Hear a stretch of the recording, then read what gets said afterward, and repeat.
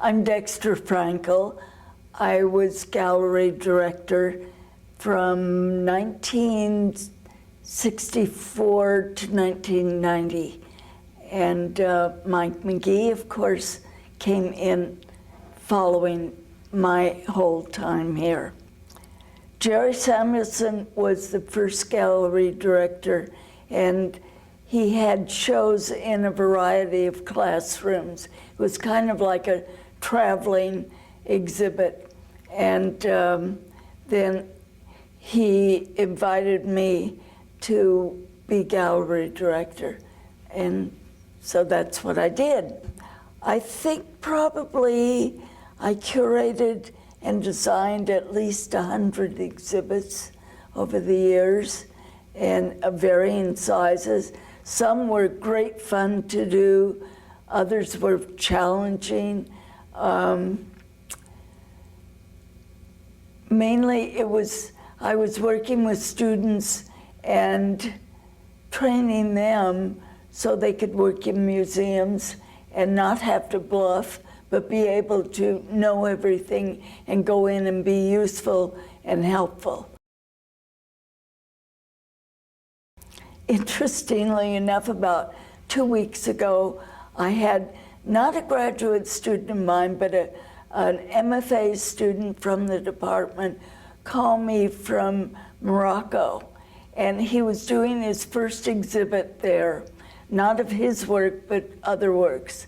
And he called me for technical advice about lighting, because the lights he had to work with were too hot and too bright.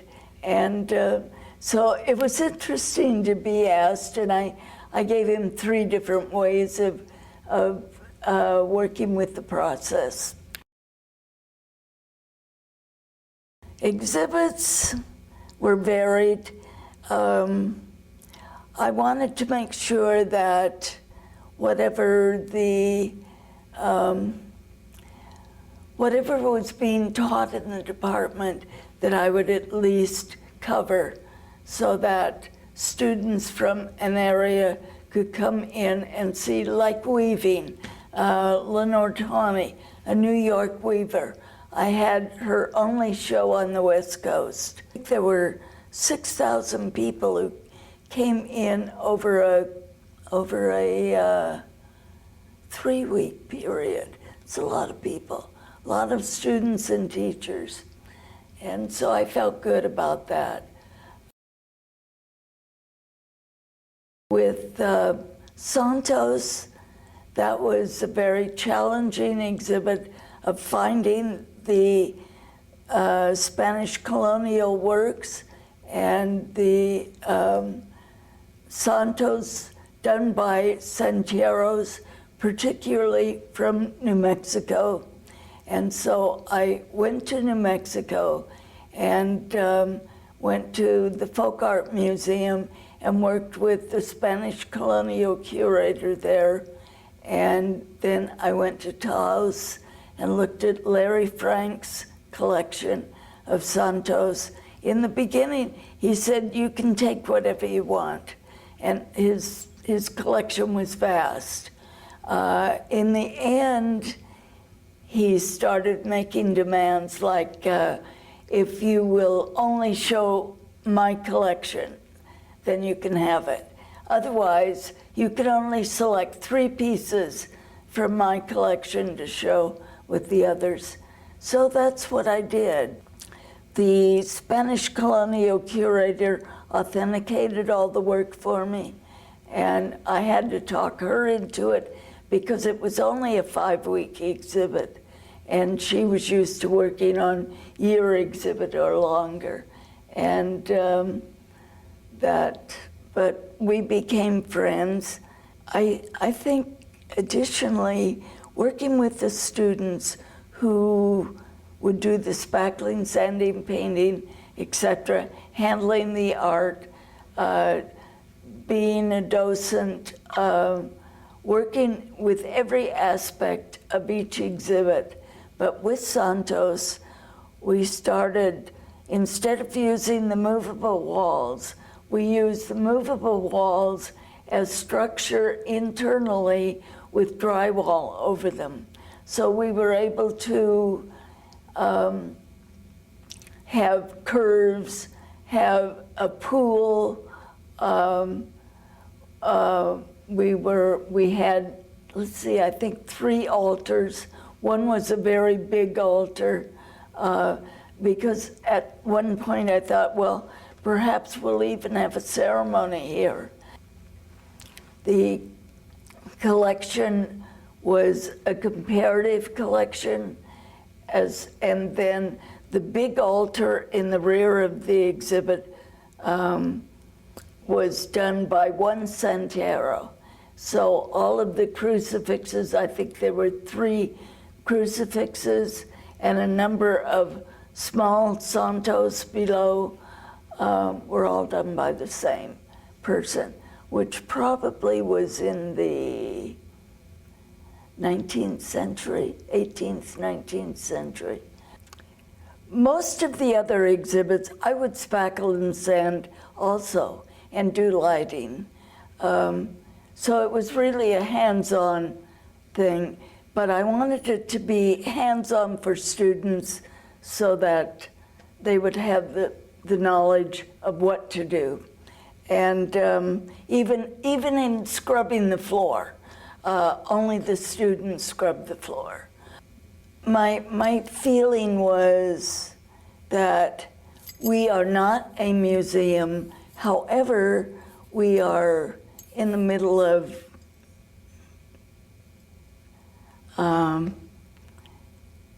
a small city, and that I need to bring to the public and to the campus works that they would not see any other place. And in other words, bring LA to them, bring New York to them, bring wherever to them. The Santos, at any rate, started by, I collected the works. I knew what the works were. I collected them from the curator at Southwest Museum. There were 25 collections I took from. And so I would view the work first, then go back and select the work. I always think of having the work speak to me. What does it need? How can the public see individual works, not in a row, because at that point you lose. You see the left and you see the right. You probably don't see the middle. We started with the movable walls, and I did basic drawings to absolutely transform the space. And in every exhibit, as long as I had sufficient money to do this, we did a total revision of the space for each exhibit, and they were unique. The drywall was then put over the movable walls. I was drawing and designing the areas while students were installing. It was simultaneous because there wasn't enough time. And people worked probably, there was a crew of course there was a class, and some of them were just there for a while. Some were graduate students, and they put in a lot of time. We worked all night long on an exhibit that was, I think, only 4 weeks long, and it took us every day, every night, 5 weeks to present it. There was one group of crucifixes that I wanted to line up and make a cross out of them. And that meant they were in cubby holes, in little areas, recessed areas. And the students built it, and they never could get it straight. So for this particular thing, I asked the state carpenters, would they build that wall? And so they did, and it came out perfect, of course. I used railroad ties to create doorways into one altar. In the back altar, which I mentioned earlier, we made like a gateway that was like a copy of one in New Mexico. There was a very large Santero, which was in a case. It was an articulated Santos. I have borrowed from Larry Frank 3 pieces. One was a Man of Sorrows, which was only about 6 inches high. I didn't get the biggest things from him. He had everything, but I borrowed that. I borrowed a black, or no, it was blue, a blue crucifix from him. And I borrowed an articulated Santos in a coffin and used it as a see-through window. And another thing that happened, the students sanded everything perfectly. And I thought, you know, I don't think it's too clean. I have to do something else with it. So I took a vote. Would you be willing to texture the walls after they'd gotten them perfect? And they all voted yes. So we textured the walls, and then we put in a horizontal grid 2 feet high of adobe that was diluted in water and put it on with a sponge. So it created a band around the bottom from the floor up 24 inches. Then cases came off of the 24 inches. So the grids were really important to me, and the horizontal and vertical grids, so that the eye wasn't moving every way, but you could control the direction of the viewer, the eye. Santos had the pool, and Santos had an adobe entrance, real adobe brick that I was able to get, and a student, one graduate student was the person who installed it, and it was like the entrance into the exhibit. The India exhibit, there were 450 objects. One of my students did all of the captions for the objects. That was a huge job. I tried to select things that students could do, what they would do best. And she was very good at this and obsessive about it. Don Lagerberg was really helpful with one particular exhibit. It was called Paint by Molly, and that was done by Molly Sanders, who made and painted race cars and Indianapolis cars, as well as helmets, and as well as his own personal work. They were like candied apple painting, and I thought it was pretty interesting. It was very unusual in that people who came were all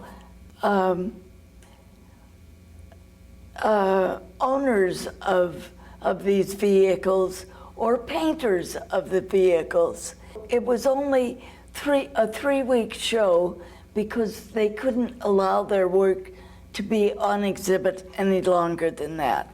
And we couldn't install it until like the day before it opened because they were in races. And that made for a little problem. I asked one of the chopper owners what he would do. He was there. He wouldn't let us dust his bike. He would come in every day and dust it. And I said, what are you going to do when the exhibit closes? What are you doing with the chopper? He said, taking it to my front room. It'll be in my front room. So they lived with them. There was an unusual group of viewers because of this show. There were whole groups of bikers that would come and probably never have been in a gallery or a museum before. In terms of installation, I felt it should be black, and I did one wall with painting that was like choppers coming off of the street. So the background was street painting. And then there were dirt bikes that I built, or we worked on building a ramp that was like this. And of course the choppers were straight up and some at an angle.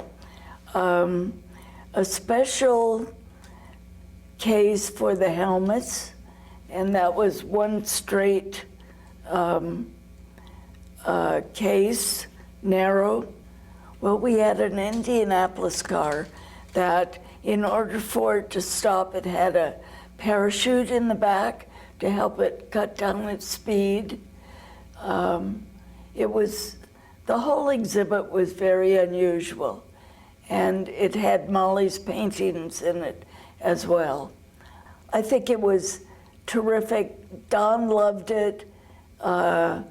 He's always a little offbeat in what he prefers, and so he came up with a great idea.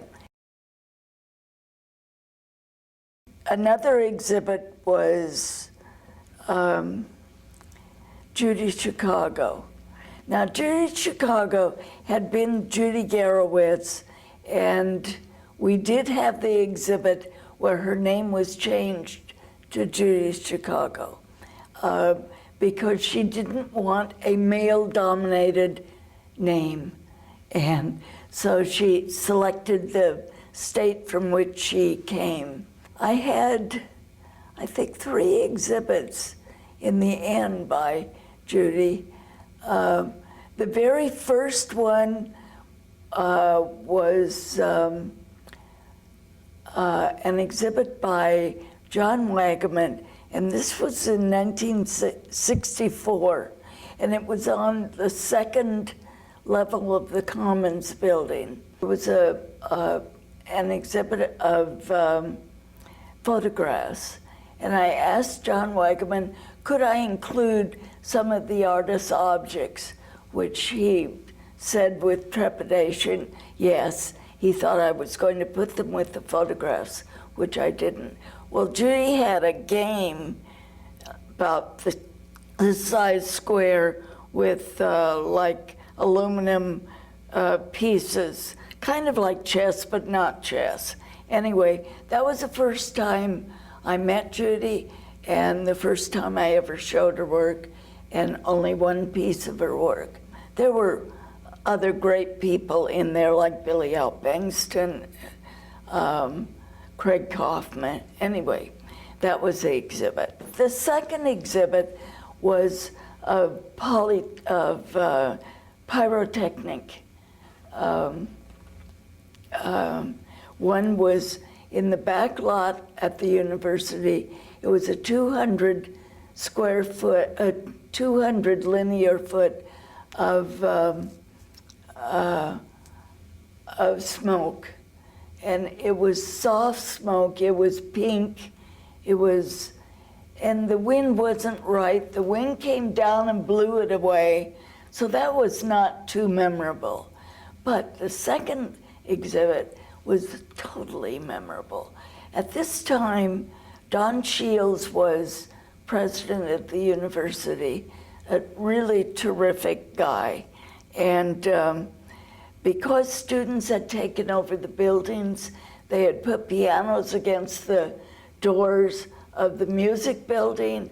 They had burned down a temporary building on the outskirts and generally had taken over everything but the art building. So I felt like I had planned it before they had done this, but I needed to have approval by an authority if I'm going to have this exhibit, because it was slightly dangerous. Who knew if they would do more? I had meetings with Fullerton's police department, with their lawyers, with their firemen, and this was all. We had to close a road. We had to close Nutwood. For one of the pyrotechnics that she did, which was on the bridge from Cal State Fullerton to the commercial area, and they were on pedestals, and I think there were 12 of them, and they went off simultaneously, and it was like fire engine red and pitch black.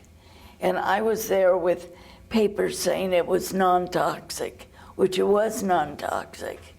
And so that was one of them.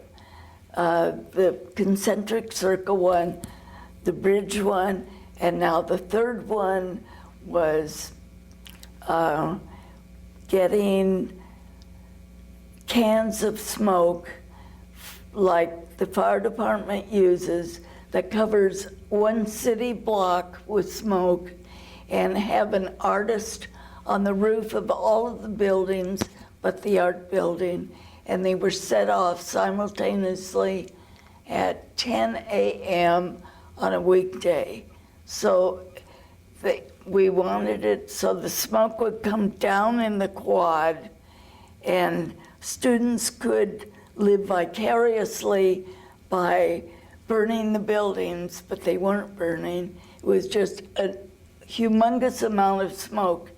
And so Judy was there filming at that time and walking through. It was interesting to see students just took it for granted. They didn't respond at all. They weren't surprised. All they did was walk and go to the next class. So, but that was an interesting experience. And Glenn, Jack Glenn had a gallery in Corona del Mar, and he was with Judy, and it was an excellent gallery. It was one of the best for the area, a commercial gallery. And so he was there and walking through and so on. Judy changed her name, and on the entrance wall of the exhibit was that she, I don't remember verbatim what it said, but it was that she was casting off the name of a man because she had been married, and she was taking her own name of Judy Chicago because she had come from Chicago. Her first name, or her married name, was Judy Garowitz. Okay, that exhibit had her paintings, 5 in a set of each color, and there were 3 of the sets, and Pasadena Lifesaver Series. And then she had dome sculpture, 5 of them, on like a plastic table, or several tables. Then also we had on the wall, she had done smoke atmospheres at Pasadena Museum, at Santa Barbara Museum, out in the woods, and we had photos of these as well as the ones done at Cal State Fullerton. We had, I know we also had some photos of John Wagaman's pieces in there. Another exhibit started out, Wayne Thiebaud had not shown in this area, and I was going to have a one-person exhibit of Wayne Thiebaud. And I felt the time was right. It's always searching for what time is right. So in that it hasn't been shown, nothing has been shown, and all of the exhibits have that kind of thinking behind them. Well, the Wayne Thiebaud, at that point, I had a committee of faculty members. Don Lagerberg was one of them. When I said Wayne Thiebaud, they came up with a whole bunch of other painters to include. And it was an exhibit that was impossible to have. It was too expensive. And I got together with Don, and Don said, just do whatever you feel you want to do. He was always supportive. I thought what would really be great, there used to be in Orange Grove, that we have an exhibit by Newton and Helen Harrison. I asked, would they like an exhibit? And he said, yes, I want it to be of yield. So we'll do avocados, we'll do citrus, that's it. Orange and lemon and avocados. I had a woman who was also supportive. She lived in Laguna. Mrs. Miller was her name, and she owns, or did own, 3 acres on the hills of Laguna, and I had done a lot of work for her, making cast bronze cages for her parakeets and so on. So I went to her and asked, would she fund the wood for the planters and the lights up above, redwood. And so she did, and she said, I don't believe in the project, but I believe in you. We made all the planters, we made all the lights, because of course the light would make the plants grow. Then the students went to the Arboretum and got the same kind of plants and did cuttings of them and planted a whole bunch of them. And through this, we found that the strongest root was a lemon. And so lemon roots were often grafted to citrus and various plants. And then we put those cuttings in the Arboretum. The announcement catalog was one big sheet of paper that was like an architectural diagram of the planters and so forth, and Harrison's concepts. And when the show opened, you walked into the gallery, you could smell all of the citrus. I mean, the blossoms were all blooming, they were great. To this day, I think we still have some of the planters on campus. Or certainly we did when I was still here. For the India show, LACMA always, the India and the Santos, they would put together bus tours of the gallery and come out and view the shows.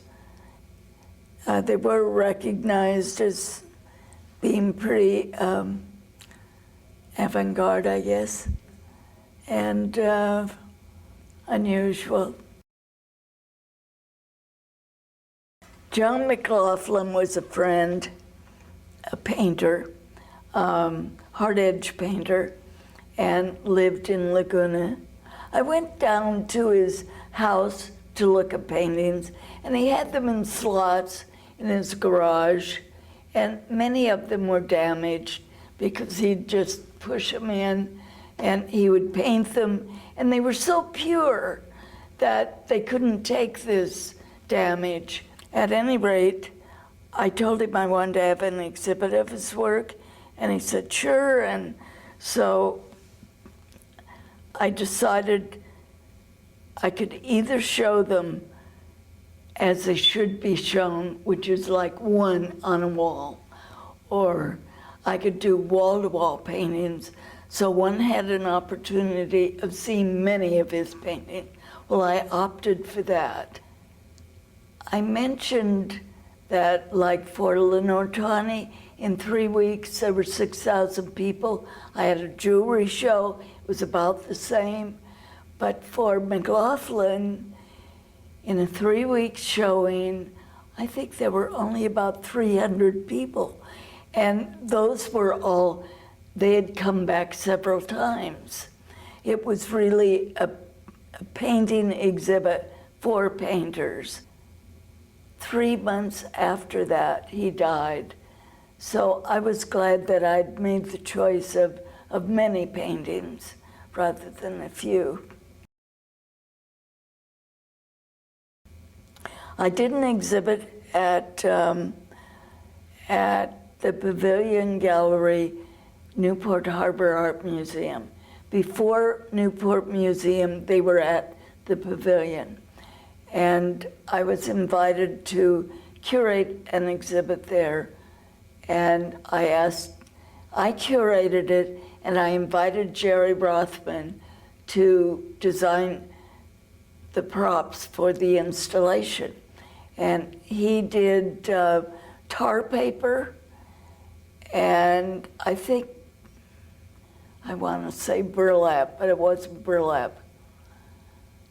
It was something we had to check out and set on fire to make sure that they wouldn't close us down, the police wouldn't close us down, or the fire department. At any rate, we used the big tubs that they use in ceramics, and they ship things in ceramics. We covered them with tar paper. Oh, I know what it was. It was slats of wood, narrow, rough wood, thin, so it would bend. And it really was very inflammable. And so was the tar paper was inflammable if you hit it on the edge. So we had to change some things. John Olson, Jerry Samuelson, I think G. Ray Kershaw, and somebody else from here came to the opening. And it was at that time that Naomi Dietz taught art education. She was having back difficulty and was maybe going to have a back operation, but they said she would only be out 2 weeks.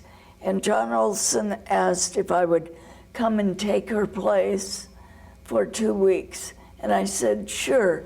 I've never taken art education, but I'm sure I could do it. And I loved doing it. It was, I did go to Long Beach State, and I met with the chair of the department, and he said, you know, you can claim self-taught. And I said, well, I don't want a degree. I don't need a degree. I'm not going to teach, and all I want to do is make art. And so that's what I did. And at Long Beach, they let me do whatever I did. I made, I think, 3 prints, 3 intaglios, and they're all in exhibits, museum exhibits. It just, I love that they let me just work. And Tom Ferreira was there. He was teaching design, and he did the same. And I've wandered. I'm sorry, I've wandered. You're talking about when they hired you at Cal State. Oh, so John Olson hired me, and I taught for 2 weeks, and she had a back surgery, so I was teaching for a year, took her place. I felt I was because I was older, I felt I was very sensitive to the age of students in the class. And Naomi had scared them to death and said, if you're 40 or over, you may not bother. Don't bother to come. And to me, they just had to get over their own fear of doing. And I had them doing finger painting. I had them doing a lot of things which were really easy and they wouldn't have to be afraid of doing. And that was kind of how I taught. And I found that I loved teaching. And then John Olson asked me later, what do you want to teach? And I said, well, I do 3D, so I don't want to teach it. I'll do 2D because I'll learn from it also. And so that's what I did. I came in and taught 2D for a year. Then I quit because I had a big commission for the LA Athletic Club of cast bronze, welded bronze, so forth. And then they had a chair that they were not happy with, and so they wanted me to come back. And I came back and taught that one class only, and then left again because I still had work to do. And that's basically how I got into teaching. And I found that teaching, particularly the gallery was like sculpture, and I made sculpture. And additionally, I have the capacity, and I've always had it, of viewing what I'm going to do. And so I would want the gallery to be transformed in a certain design, and I could see it without doing anything. I could see it finished. And that, of course, is a great benefit.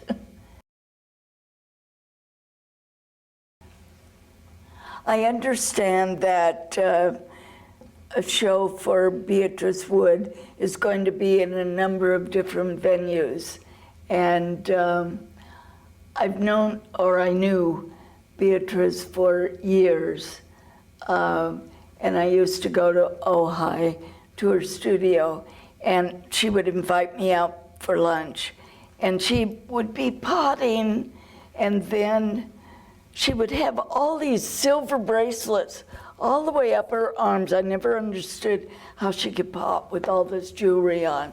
And she would wear a hat, a Spanish hat with balls on it, and a big skirt.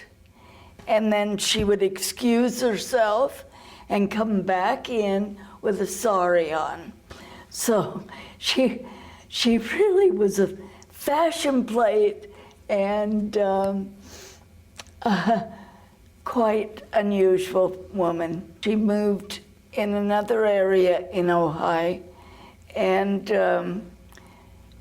it was there. She asked me again to have lunch with her, so I went out, and here it is, rolling hills. It's warm out there, rolling hill, golden hills, and she had the plates on her table were her iridescent plates The goblets were iridescent.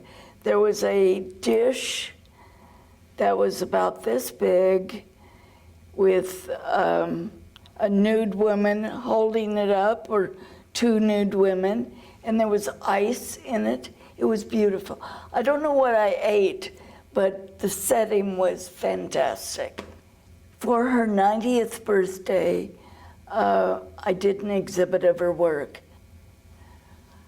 Hung the drawings in a salon style, so they went up the wall, and did a slide sound of her, and so there was a room for the slide sound, which the drawings are around, and then toward the back of the gallery, I had several very large cases. We had, I think it was 3 in very large, like 4 by 8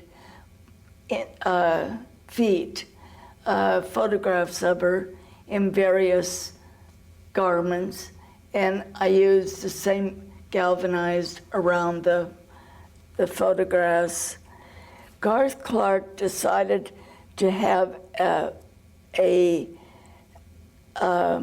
dance, a music event for her, and I was there. I was on one side of the room.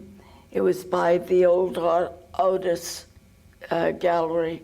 I was on one side of the room, and the bikers were on the other side of the room.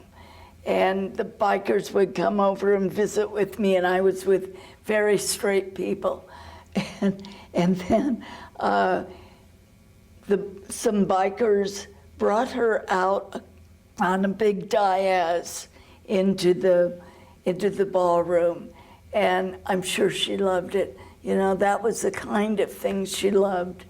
She wore like hot pink silk slippers to work in. At 90 years old, she was still loading kilns and making objects.